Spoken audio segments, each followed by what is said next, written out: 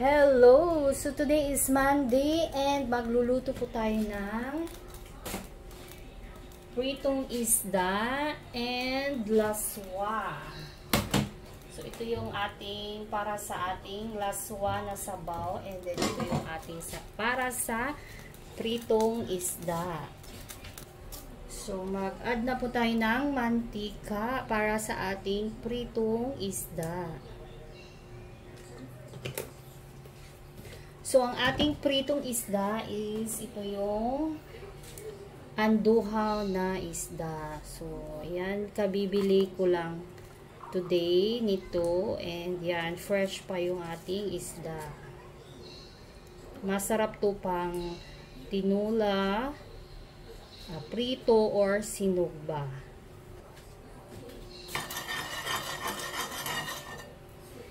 So, iprito na po natin yung ating isda.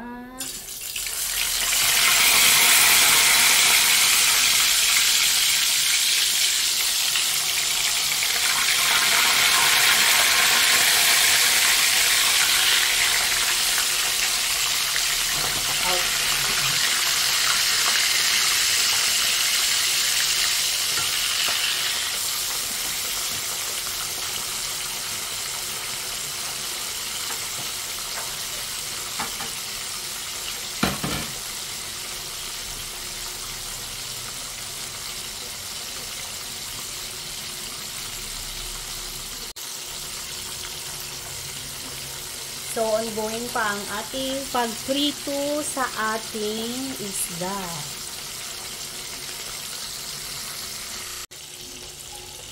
So, i-check natin yung ating tubig. So, ayan na yung ating water. Kumukulo na, so pwede na natin idagdag yung ating mga panakot para sa ating laswa. So, magdagdag na tayo. So, ito yung ating mga ingredients sa ating laswa. Meron tayong talong. And then, kaunting kamatis. And yan. So, meron tayong malunggay and saluyot. Ayan, meron tayong okra, tanglad, kalabasa, and string beans. And hindi mawawala yung ating shrimp para sa ating laswa today. So, ayan. So, i-add na natin yung ating kalabasa.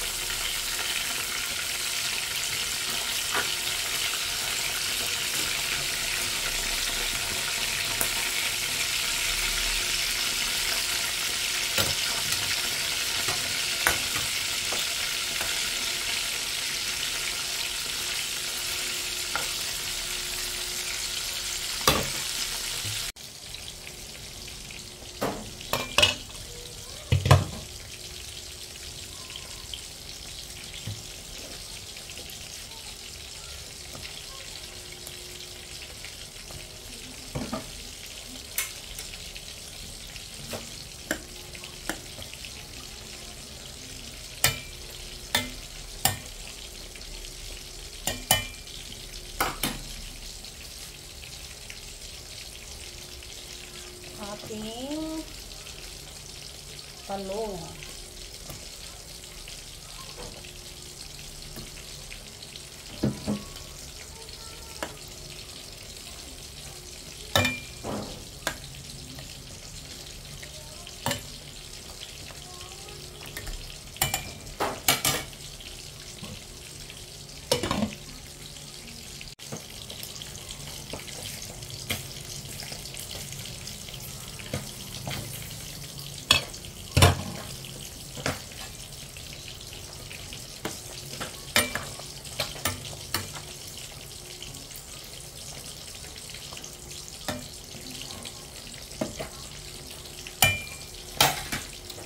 So, mag-add na tayo ng magic sarap.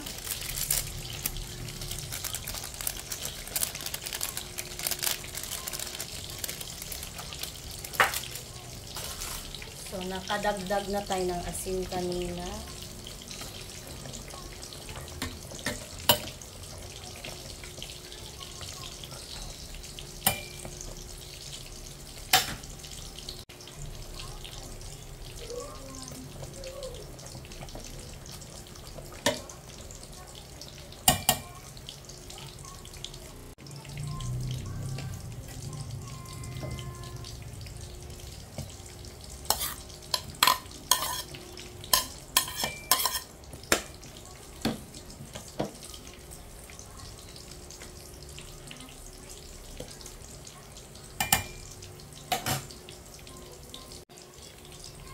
So, idagdag na po natin yung ating vegetable na malunggay ang saluyot.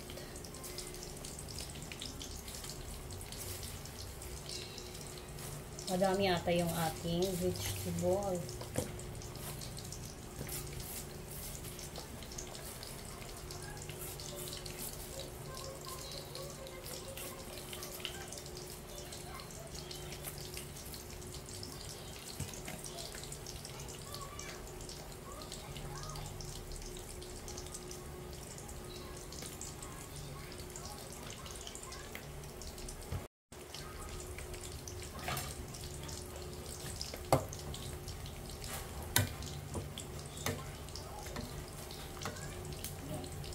So, mabango na siya kasi may tanglad ito ang ating laswa.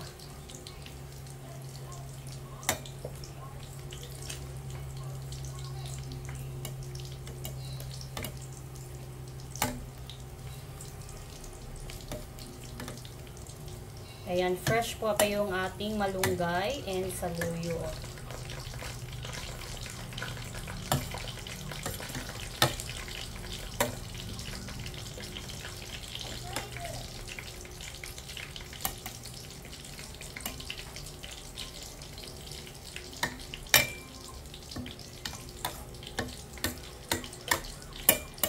Ayan, so ito na yung ating laswa guys. Luto na to. Kasi okay na tong ating vegetables. Madali lang maluto yung malunggay at saka yung saluyot. So, ayan yung ating shrimp.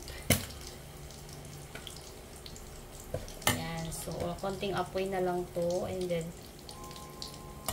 try natin yung tikman yung ating sabaw.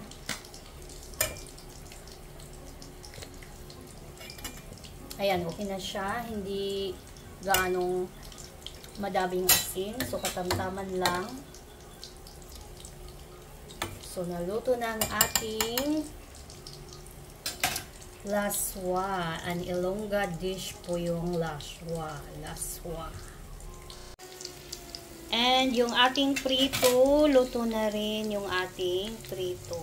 So, ayan. Okay na to. Luto na ang ating pritong isda na anduhaw.